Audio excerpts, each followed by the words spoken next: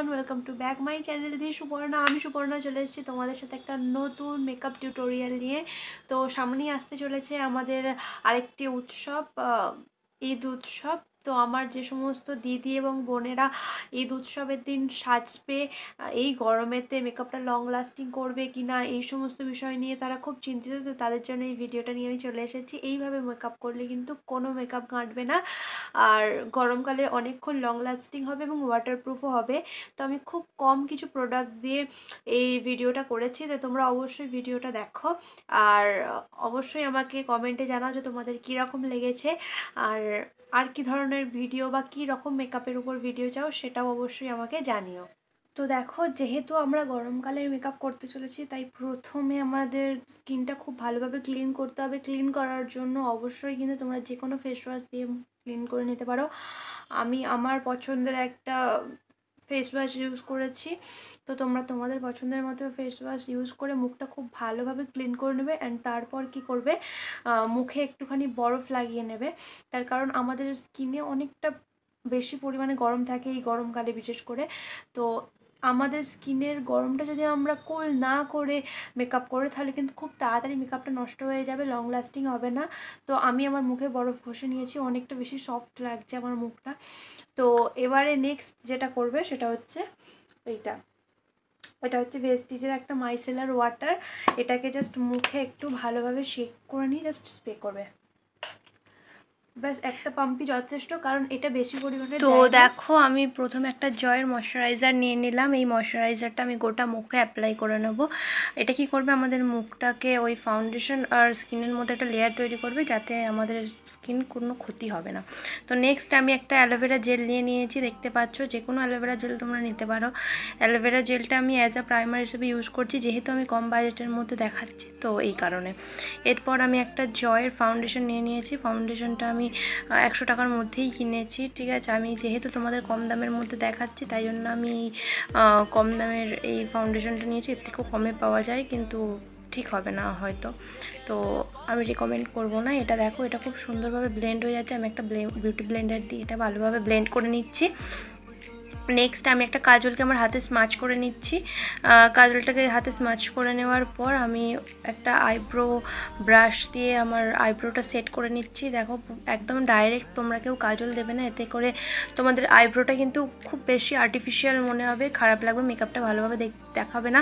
হ্যাঁ, তোমরা bridal makeup করলে অবশ্যই সেখানে দিতে পারো, কিন্তু যেহেতু এটা গরমকালের একটা হালকা মেকআপ হচ্ছে, তো তোমরাও কিন্তু কোনো মতেই একদম ডাইরেক্ট কাজল পেন্সিল ইউজ করবে না। তো তোমরা এক কাজ করতে পারো, আইশ্যাডো দিয়েও এটা করতে পারো। এরপর আমি একটা স্পুলি দিয়ে ভালো করে কাজলটাকে ব্লেন্ড করে নিচ্ছি, যাতে কোনো আর্টিফিশিয়ালনেস না থাকে। এরপর আমি দুটো আইব্রো একসাথে করে নিয়েছি। দেখো, এরপর আমি একটা জয়ের ফাউন্ডেশন নিয়েছি আর একটা পন্ডসের টেলকম পাউডার নিয়েছি। এই দুটো ইউজ করে আমি একটা ভালো কনসিলার তৈরি করব, তার কারণ 100 টাকার মধ্যে কোনো ভালো কনসিলার পাওয়া যাবে না। দেখো কত সুন্দর কনসিলারটা তৈরি হয়ে গেছে। এবার এটাকে আমি ভালোভাবে আইব্রোর পাশগুলোতে দিয়ে দিচ্ছি, যাতে আইব্রোটা ভালোভাবে ফুটে ওঠে। ভালোভাবে দিয়ে দেওয়ার পর এটাকেও আমি বিউটি ব্লেন্ডার দিয়ে ভালোভাবে ব্লেন্ড করে নেবো, কোনো যাতে হার্শ লাইন না থাকে। দেখতে পাচ্ছ কত সুন্দর কনসিলারটা তৈরি হয়েছে, খুব ভালোভাবে ব্লেন্ড হয়ে যাচ্ছে। এবার এটাকে সেট করার জন্য আমি কিন্তু সেই সেম টেলকম পাউডারটাকেই নিয়ে নেবো। দেখো, দুটোকেই আমি করে নিলাম। এবার ওই টেলকম পাউডারটা নিলাম, নিয়ে দুটো আইব্রোকে ভালোভাবে সেট করে নিচ্ছি ওই কনসিলারের সাথে। দেখো, ভালোভাবে এটা তোমরা কিন্তু করতে পারো খুব ইজিলি। এরপর আমি একটা অল পিটি সেটের আইশ্যাডো প্যালেট নিয়ে নিয়েছি, আমি অ্যামাজন থেকে নিয়েছি, নিচে আমি ডেসক্রিপশানটা দিয়ে দেবো। তো এই আইশ্যাডো প্যালেট থেকে আমি হালকা অরেঞ্জ কালারটা নিয়ে আমার চোখে আইলিডে অ্যাপ্লাই করছি হালকা হালকাভাবে। বেশি ডিপ করে করার দরকার নেই, তার কারণ বেশি ডিপ করাটা খুব একটা ভালো দেখায় না। ওই যে বললাম, ব্রাইডালের মধ্যে সব কিছুই ডিপ লাগে, কিন্তু যেহেতু এটা হালকা মেকআপ হচ্ছে তো আমি হালকাভাবেই করছি। এবার আমি ওতে একটু লাল যে আইশ্যাডো কালারটা আছে, লাল কালারটা ইনার কর্নার আর আউটার কর্নারে দিয়ে দিচ্ছি, বাট আইলিডের উপর যেখানটা একদম হাইলাইটিং এরিয়া সেখানটা দিচ্ছি না। এবার ওই হাইলাইটিং এরিয়াতে আমি একটা হালকা পিঙ্ক শিমারি শেড দিয়ে দিচ্ছি, যাতে করে আমার ওই আইলাইডের যে হাইলাইটের জায়গাটা সেটা খুব ভালোভাবে দেখা যাক। এবার দেখো আমি দুটো চোখকে সমানভাবে করে নিয়েছি। এরপর আমি একটা ল্যাকমির আইলাইনার নিয়েছি। ল্যাকমির আইলাইনার কিন্তু খুবই ভালো, মেবলিনের জেল আইলাইনারটা যেরকম ঠিক সেই রকমই ল্যাকমির আইলাইনারটাও হবে। আমার কাছে খুবই পছন্দের একটি আইলাইনার হচ্ছে ল্যাকমির আইলাইনার। এটা স্মাচ প্রুফ এবং খুব ভালো, অনেকক্ষণ ধরে লং লাস্টিং হয় এবং দেখতেও খুব সুন্দর লাগে। দেখো আমি খুব আস্তে আস্তে করে করছি যাতে তোমরা দেখে করতে পারো। অনেকে উইংস বানাতে পারে না, দেখো উইংসটা তোমাদের নিজেদেরকে ঠিক করতে হবে, নিজের চোখের উইংস। এবার দেখো আমার এই চোখটা প্রায় কমপ্লিট হয়ে এসছে। হ্যাঁ, এবারে আমার পুরোপুরি এই চোখটা কমপ্লিট হয়ে গেছে। আমি দুটো চোখেই সেমভাবে করে নেবো। দেখো আমার দুটো চোখই কমপ্লিট। এরপরে আমি লিপ বামটা দিয়ে দেবো। লিপ বামটা লাগাতে আমি আগে ভুলে গিয়েছিলাম। তো নেক্সট আমি যেটা করবো, ওই সেম কনসিলারটা আমার হাইলাইটিং এরিয়াগুলোতে দিয়ে দেবো।